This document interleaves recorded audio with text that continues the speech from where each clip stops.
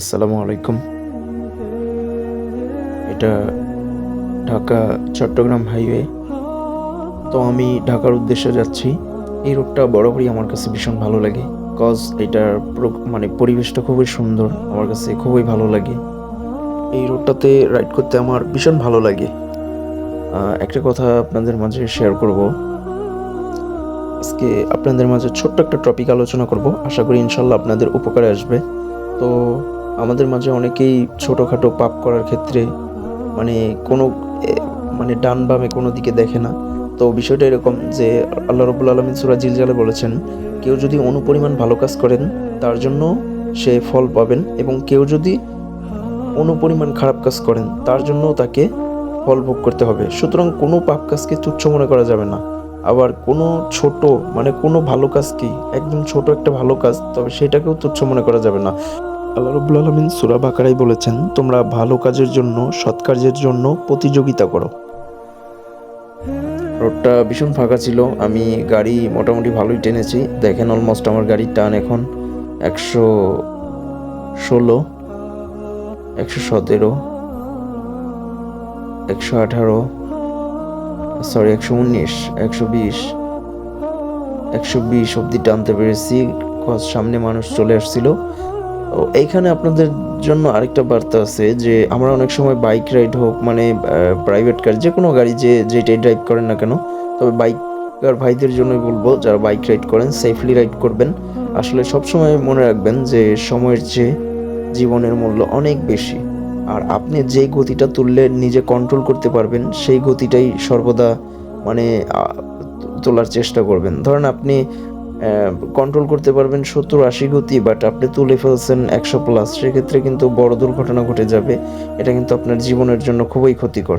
আমরা অনেক সময় দেখা গেছে আমাদের কাজের তাড়াহুড়োর কারণে আমরা অনেক rough and tough bike ride করে যাই।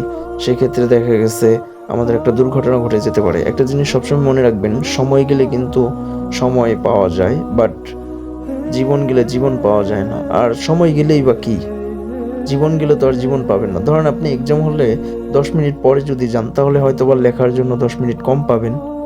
আর তাড়াহুড়া করে, ধরে নেন আপনি তাড়াহুড়া করে আগে যাওয়ার জন্য আনফরচুনেটলি আপনার জীবনটাই চলে গেল, কিংবা বড় কোনো দুর্ঘটনা ঘটলো, যেটার কারণে আপনাকে সারা জীবন সাফার করতে হতে পারে। তো এরকম যদি হয়, তাহলে আপনার সেই সময়, সেই তাড়াহুড়ো দিয়ে কী লাভ হলো বলেন? আপনার যদি জীবনেরই ক্ষতি হয়। সুতরাং আশা করি বুঝতে পেরেছেন যে আসলে জীবনের চেয়ে সরি সময়ের চেয়ে জীবনের মূল্য অনেক অনেক বেশি, অনেক বেশি।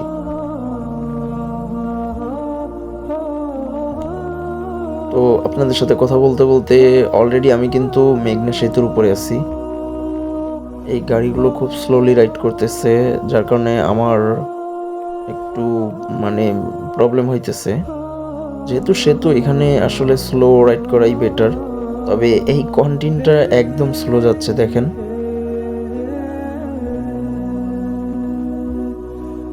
তো আমি মেঘনা সেতু পাড়ি দিচ্ছি।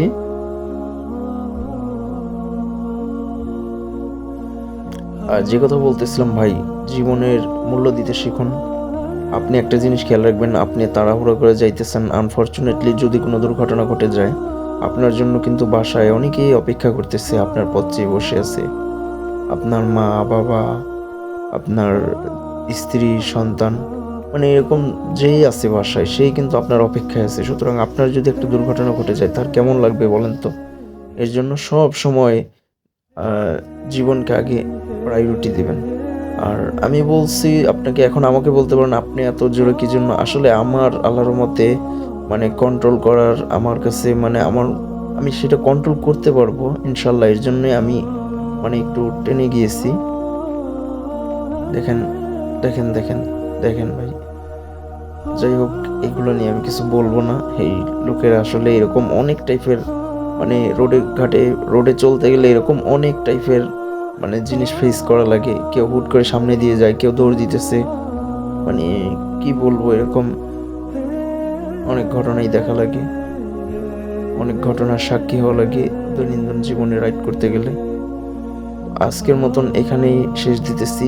আশা করি আমি ছোট্ট একটা বার্তা আপনাদের জন্য দিতে পেরেছি, যেটা থেকে আপনার উপকার হবে ইনশাল্লাহ। তো